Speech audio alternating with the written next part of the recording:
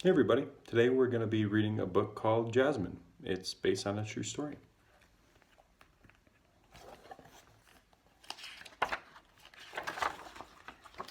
Jasmine was a city cat. She stayed in and that was that. She had water, she had kibble, she could sip at will or nibble. She'd no need for kitty sitters, she'd just use her kitty litter. She had learned to wait all day while her owners worked, she'd play. So when they packed up and left, Jasmine didn't feel bereft. Often she was left alone. Any minute they'd be home. But the day came shortly when several burly moving men took the tables and suitcases, took the books and beds and vases, took the rugs and took the drapes, saucers, glasses, cups, and plates.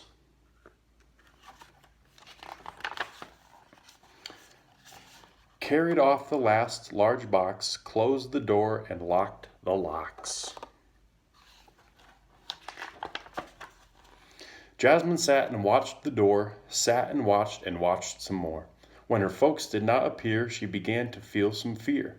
But she had a bit more food, eating that restored her mood. And she thought, with her last water, they'll come soon, at least they oughter.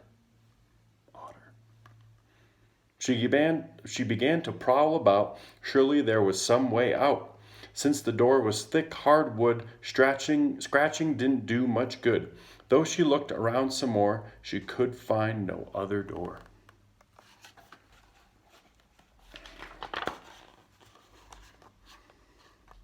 Jasmine tried the window last, pressed her nose against the glass.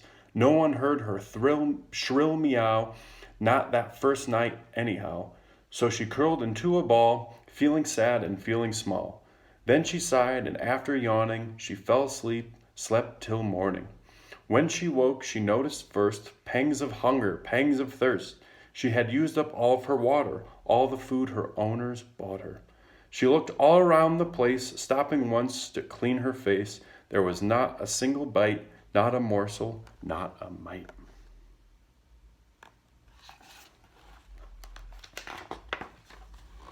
And the only thing she found as she wandered all around was a single bag of seed for the birds her folks would feed.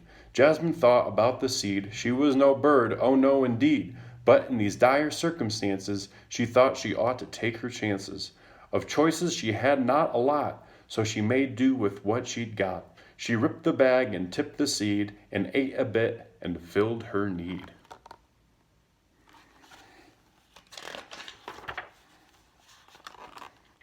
And now she thought, I'd like a drink. She jumped up to the kitchen sink, but found the faucets were bone dry. Not a drop of water could she spy. Next she tried the powder room with a growing sense of gloom. Sure enough, the toilet lid stayed down no matter what she did. Wait, what's that? Is that a drop? Being careful not to slip, Jasmine jumped up to the tub, found a leak and licked it up. It took time to quench her thirst, but no leak would have been worse. As it was, she'd lick and stop, waiting for another drop.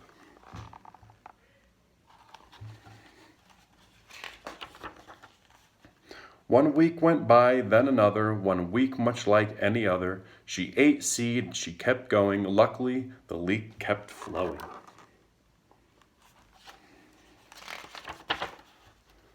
After 2 weeks, she grew thinner. After 6, her eyes grew dimmer. After 10, she'd slept a lot, feeling feverish and hot.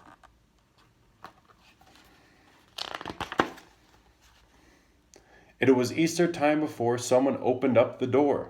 Then the landlord of the place turned the key, poked in his face. Oh my gosh, he said, a cat. Who would do a thing like that? You've been here for months, I'd think. What did you eat? What did you drink?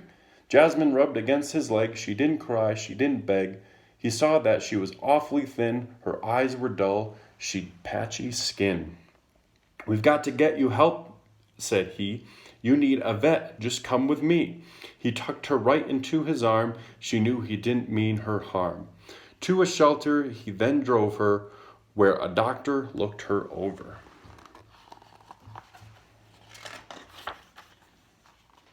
The vet said, this is one sick cat. What kind of people act like that? This cat's only 3 pounds weight, exactly 3, and she should weigh 8. I was sick, the landlord said. I spent 3 months in a hospital bed. I lost 3 full months of rent because of the hospital time I spent. When I got well, what did I find but this sick cat just left behind?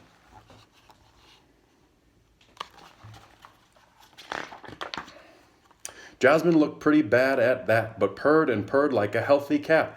Can you fix her, Doc? The landlord asked. We'll try, said the vet. It'll be a task. She got a bath and she got a pill. She got some water and drank her fill. They cooked for her a special diet. Jasmine looked and got very quiet. She would not touch a single bite, not that day and not that night. They tried canned food, they tried dry. Not a mouthful would she try. They cooked fish and they cooked meat. Not a morsel would she eat. Then the vet recalled the seed. He mixed some in with Jasmine's feed. Up she bounced, and with a pounce she gulped the bird seed every ounce.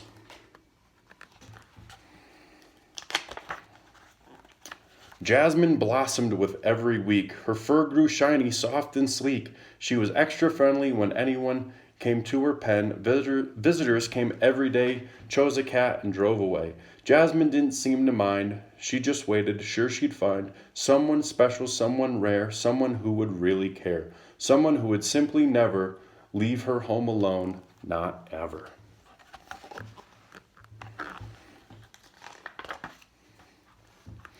And one day, as she was snoozing, several children who were choosing, wanting a special friendly cat, wanting a cat, well, just like that, scratched her ears right through the bars and drove her home in the family car. Jasmine likes the number 7. 7 children are pure heaven. 7 children stroke and pat her. She grows stronger, she grows fatter. She is rarely left alone. Someone's almost always home.